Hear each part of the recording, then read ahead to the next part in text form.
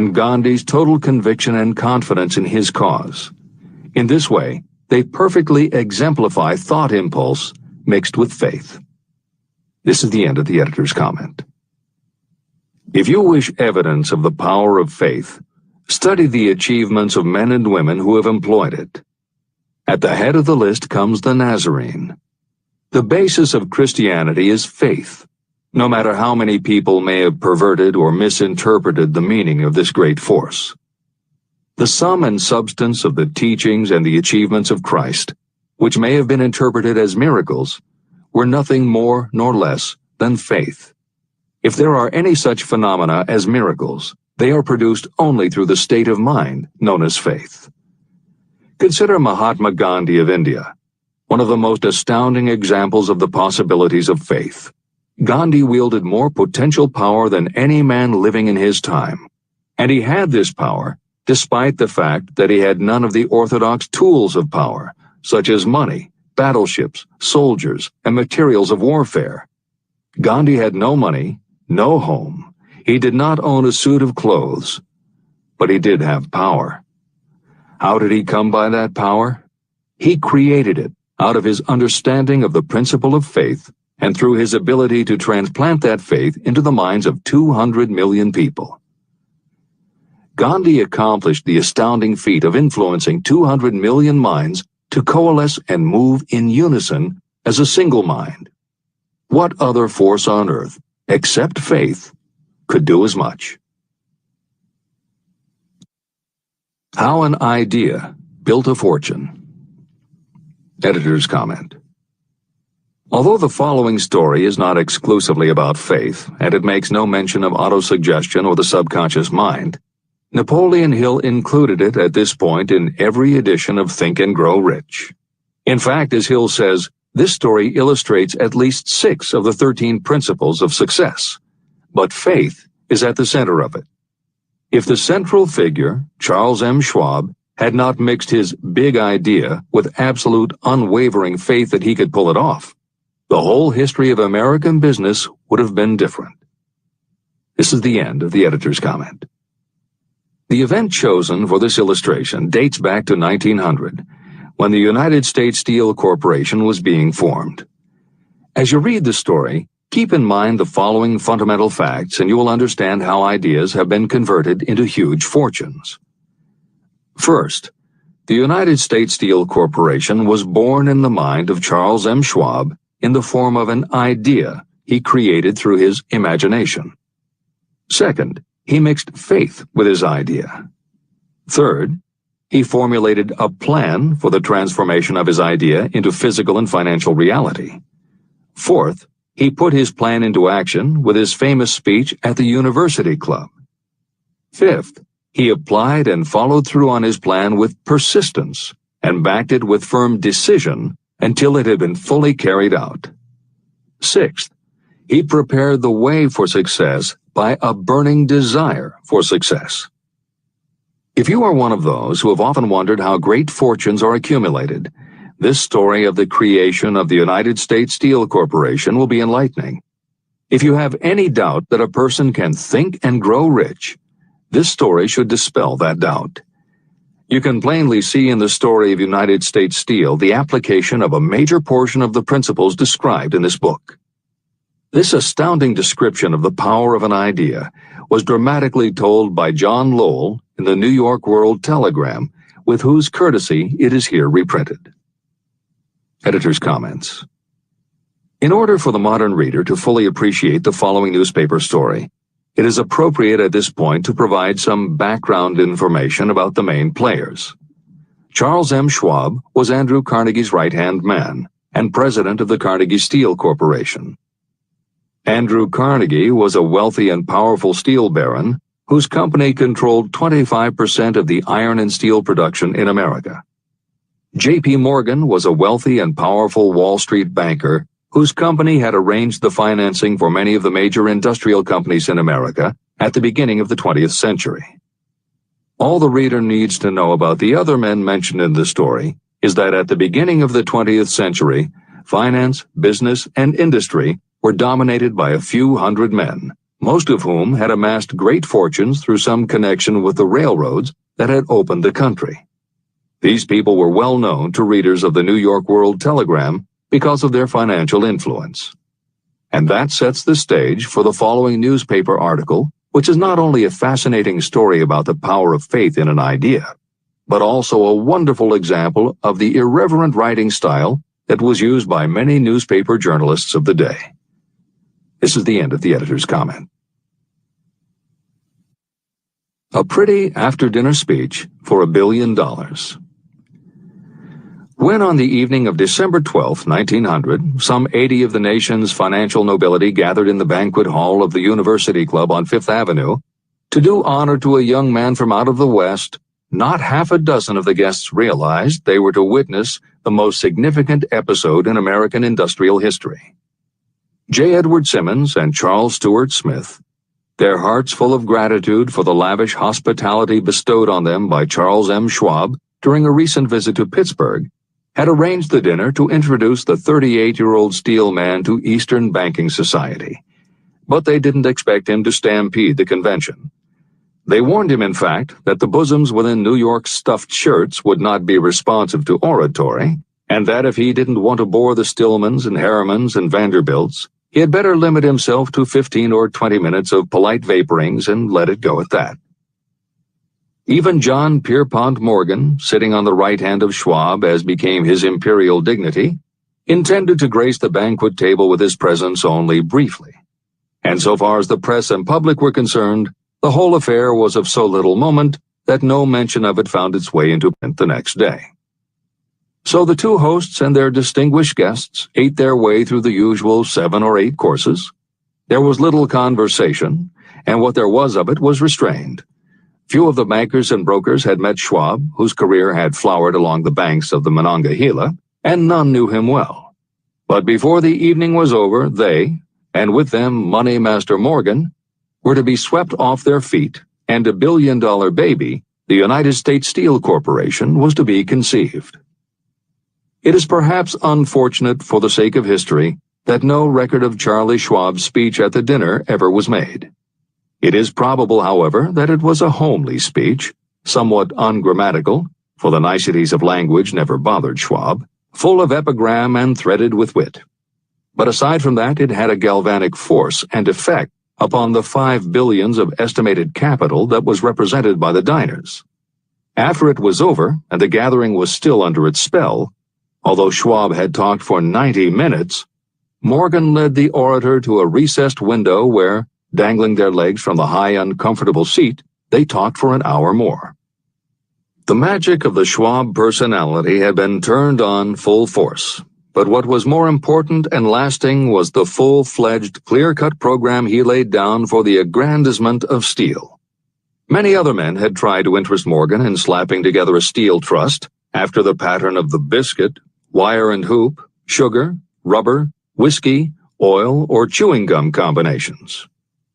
Editor's comments.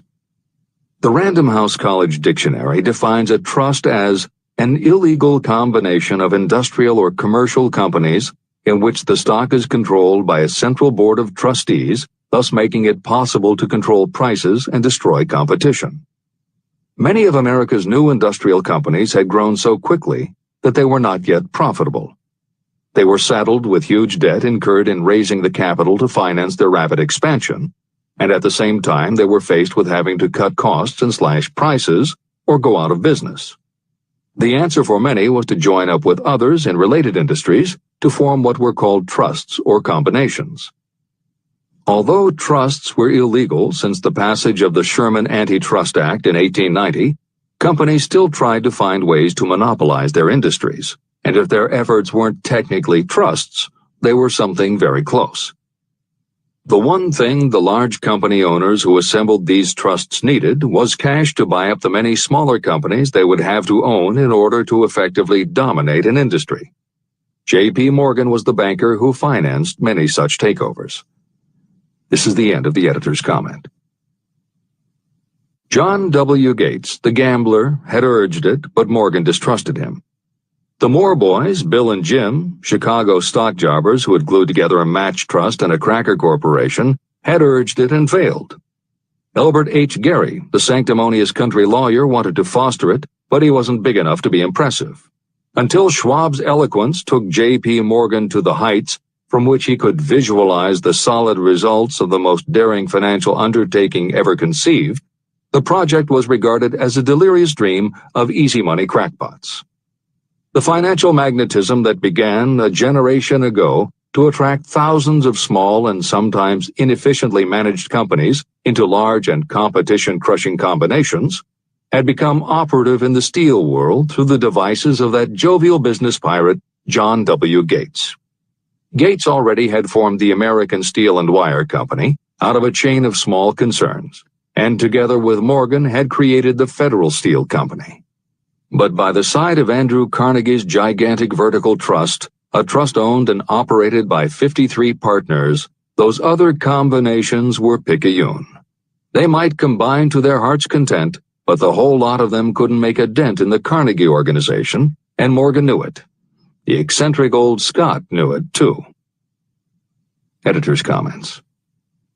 Andrew Carnegie was born in Scotland and came to America when he was just a boy.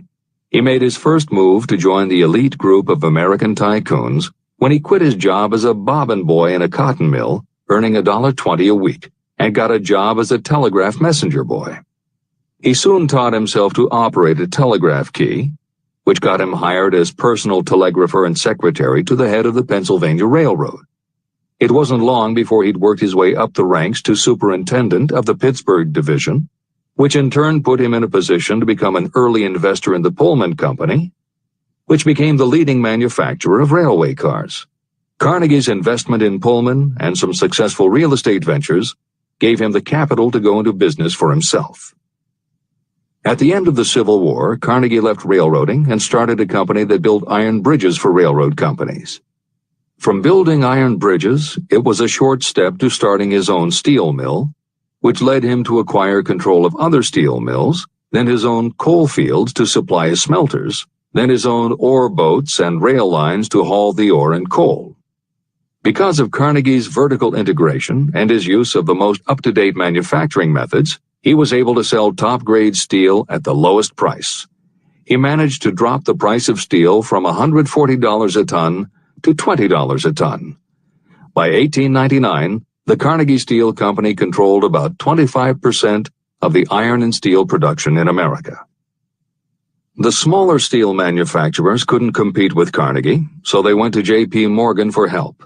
He arranged for the financing, and a wide-ranging alliance was put together of companies that were in the business of manufacturing products made from steel. Part of the deal was that they would not buy steel from Carnegie. Andrew Carnegie was not about to be put out of business by a collection of small companies. He announced that he would buy or build his own manufacturing companies to produce finished goods made of steel. This is the end of the editor's comments, and the New York World Telegram story continues. From the magnificent heights of Skibo Castle, he had viewed, first with amusement and then with resentment, the attempts of Morgan's smaller companies to cut into his business. When the attempts became too bold, Carnegie's temper was translated into anger and retaliation. He decided to duplicate every mill owned by his rivals. Hitherto, he hadn't been interested in wire, pipe, hoops, or sheet. Instead, he was content to sell such companies the raw steel and let them work it into whatever shape they wanted. Now, with Schwab as his chief and able lieutenant, he planned to drive his enemies to the wall. So it was that in the speech of Charles M. Schwab, Morgan saw the answer to his problem of combination. A trust without Carnegie, giant of them all, would be no trust at all, a plum pudding, as one writer said, without the plums. Schwab's speech on the night of December 12, 1900, undoubtedly carried the inference, though not the pledge, that the vast Carnegie enterprise could be brought under the Morgan tent. He talked of the world future for steel, of reorganization for efficiency, of specialization, of the scrapping of unsuccessful mills and concentration of effort on the flourishing properties, of economies in the ore traffic, of economies in overhead and administrative departments, of capturing foreign markets. More than that, he told the buccaneers among them wherein lay the errors of their customary piracy. Their purposes, he inferred, had been to create monopolies, raise prices, and pay themselves fat dividends out of privilege. Schwab condemned the system in his heartiest manner. The short-sightedness of such a policy, he told his hearers, lay in the fact that it restricted the market in an era when everything cried for expansion. By cheapening the cost of steel, he argued, an ever-expanding market would be created. More uses for steel would be devised, and a goodly portion of the world trade could be captured. Actually, though he did not know it, Schwab was an apostle of modern mass production. Editor's comments. For J.P. Morgan, all of Schwab's talk about economies of scale and expanding markets meant only one thing. Until that night, it was assumed that Andrew Carnegie would continue building his own manufacturing companies to compete with the steel trusts that Morgan had helped put together. Morgan knew that for Carnegie to do so would require an enormous amount of capital, and Morgan also knew that Carnegie had always been strongly against raising money by selling stock in his company. What Schwab seemed to be implying was that rather than going to Wall Street for the money needed to fight the trusts, Carnegie might be interested in selling his business. This is the end of the editor's comment.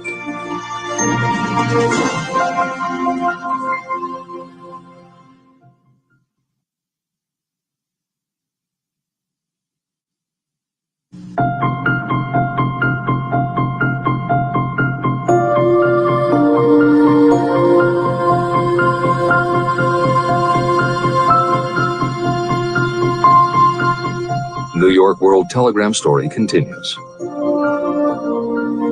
So the dinner at the University Club came to an end. Morgan went home to think about Schwab's rosy predictions. Schwab went back to Pittsburgh to run the steel business for Andrew Carnegie, while Gary and the rest went back to their stock tickers to fiddle around in anticipation of the next move. It was not long coming. It took Morgan about 1 week to digest the feast of reason Schwab had placed before him. When he had assured himself that no financial indigestion was to result, he sent for Schwab, and found that young man rather coy. Mr. Carnegie, Schwab indicated, might not like it if he found his trusted company president had been flirting with the Emperor of Wall Street, the street upon which Carnegie was resolved never to tread. Then it was suggested by John W. Gates, the go-between, that if Schwab happened to be in the Bellevue Hotel in Philadelphia, J.P. Morgan might also happen to be there. When Schwab arrived, however, Morgan was inconveniently ill at his New York home, and so on the elder man's pressing invitation, Schwab went to New York and presented himself at the door of the financier's library. Now, certain economic historians have professed the belief that from the beginning to the end of the drama, the stage was set by Andrew Carnegie. That the dinner to Schwab, the famous speech, the Sunday night conference between Schwab and the Money King were events arranged by the canny Scot.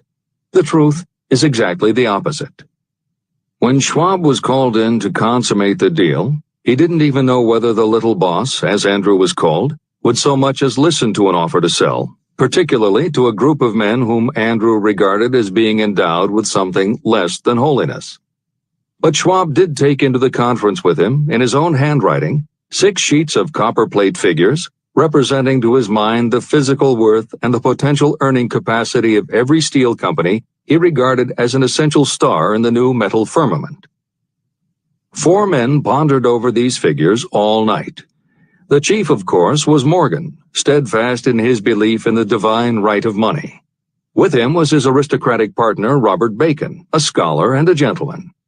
The third was John W. Gates, whom Morgan scorned as a gambler and used as a tool. The fourth was Schwab, who knew more about the processes of making and selling steel than any whole group of men then living. Throughout that conference, the Pittsburghers' figures were never questioned. If he said a company was worth so much, then it was worth that much and no more. He was insistent, too, upon including in the combination only those concerns he nominated. He had conceived a corporation in which there would be no duplication, not even to satisfy the greed of friends who wanted to unload their companies upon the broad Morgan shoulders. When dawn came, Morgan rose and straightened his back. Only one question remained. "Do you think you can persuade Andrew Carnegie to sell?" he asked. "I can try," said Schwab. "If you can get him to sell, I will undertake the matter," said Morgan. So far, so good. But would Carnegie sell? How much would he demand?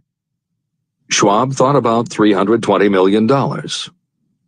What would he take payment in? Common or preferred stocks? Bonds? Cash?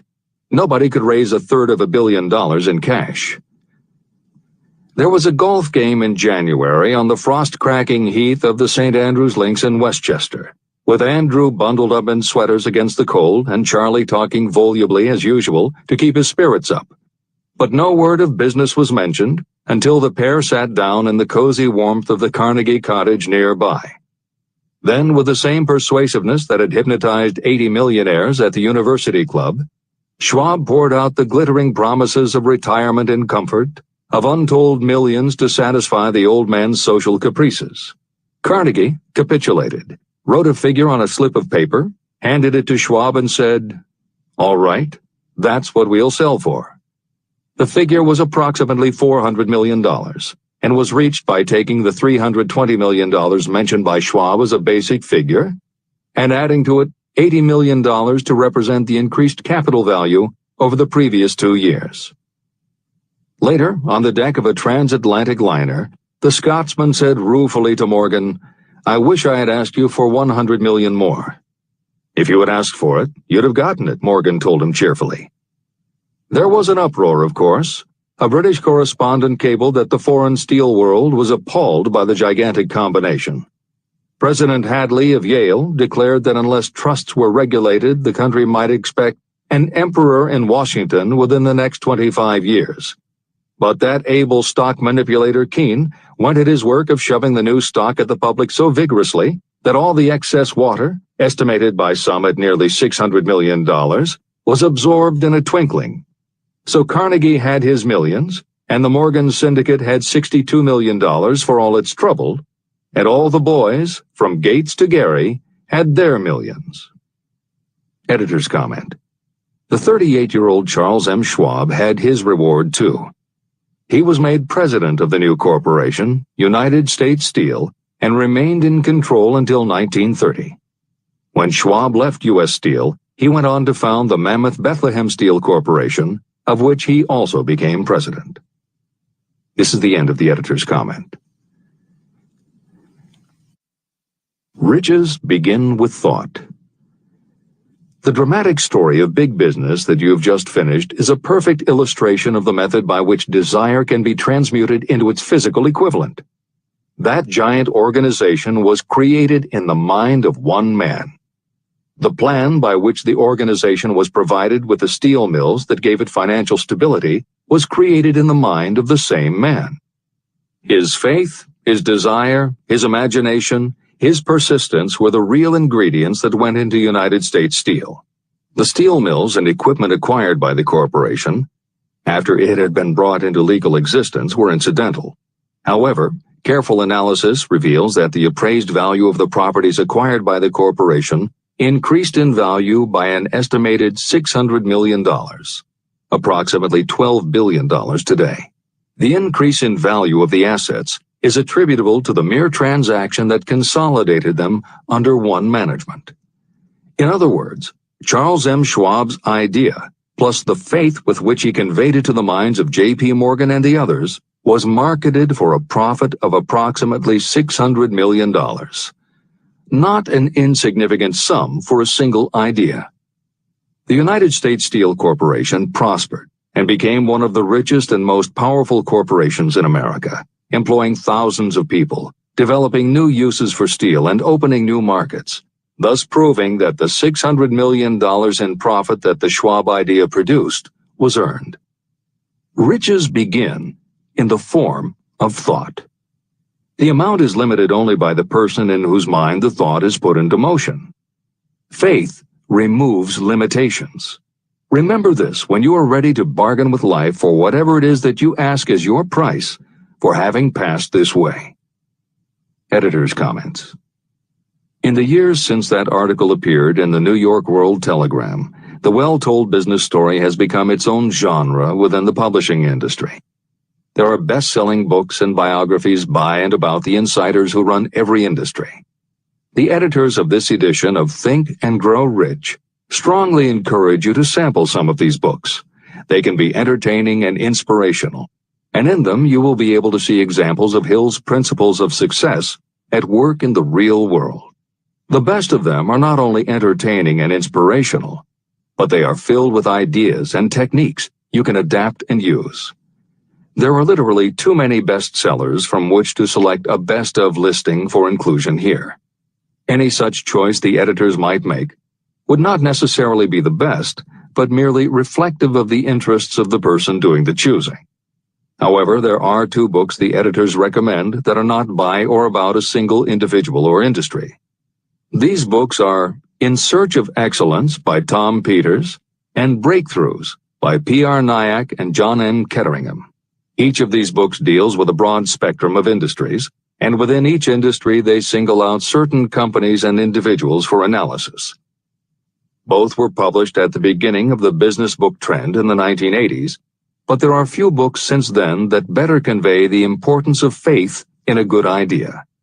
In Search of Excellence, chosen by a panel of experts as the most influential book of the past 20 years, was a runaway bestseller and will likely be in print for years to come. Breakthroughs may be harder to find, but it will be well worth the effort.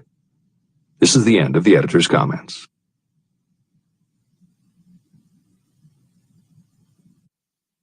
A quitter never wins, and a winner never quits. Chapter 5. Autosuggestion.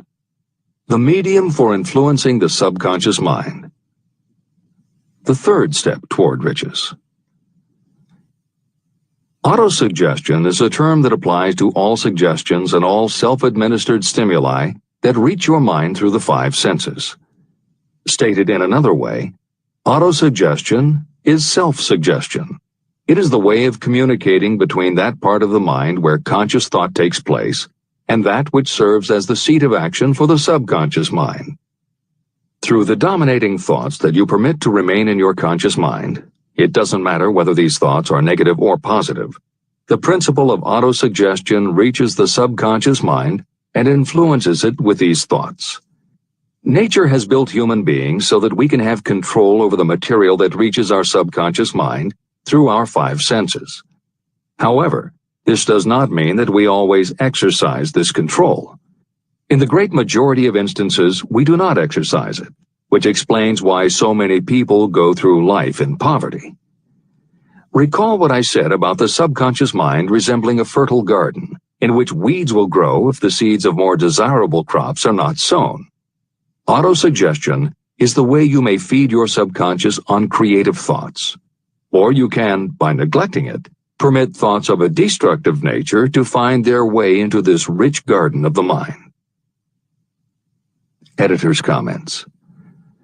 Numerous psychological studies and experiments with hypnotherapy have validated Napoleon Hill's concept that a person's subconscious mind retains everything that person ever experienced.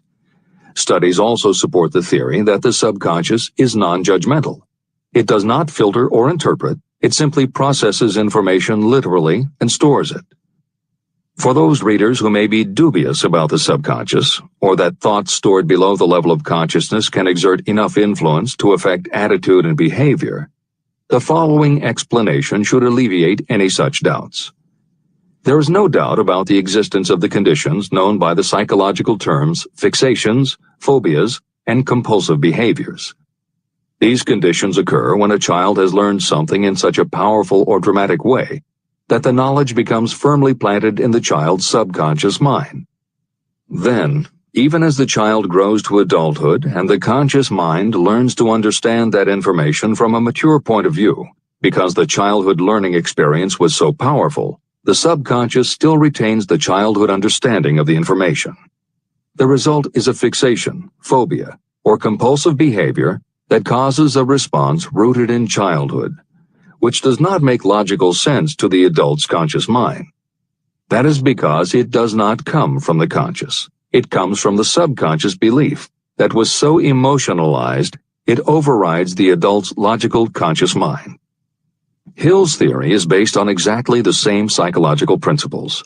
Thoughts do remain stored in the subconscious. They remain just as they were when they were input, and the more highly emotionalized the thoughts are when they are input, the more influence they exert on attitude and behavior.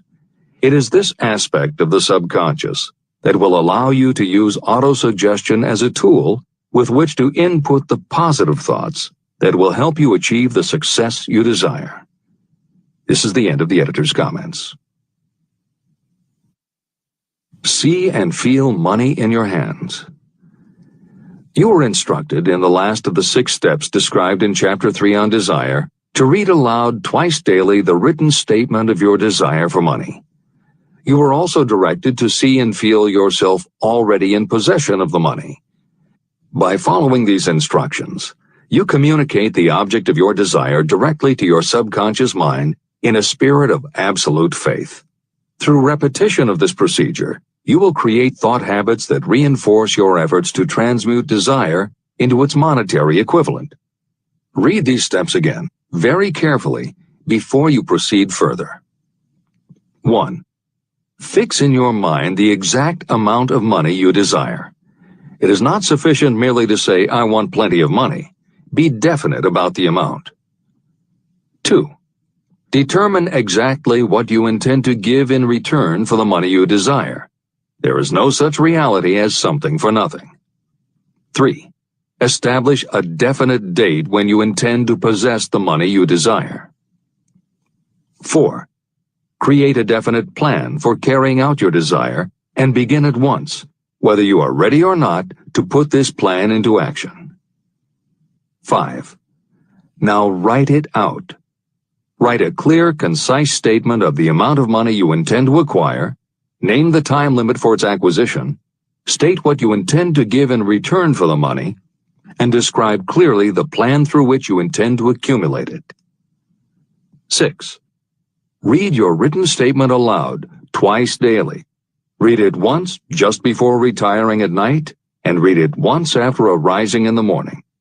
As you read, see and feel and believe yourself already in possession of the money. Remember, when reading aloud the statement of your desire, through which you will develop a money consciousness, that the mere reading of the words is of no consequence, unless you mix emotion or feeling with your words. Your subconscious mind recognizes and acts only upon thoughts that have been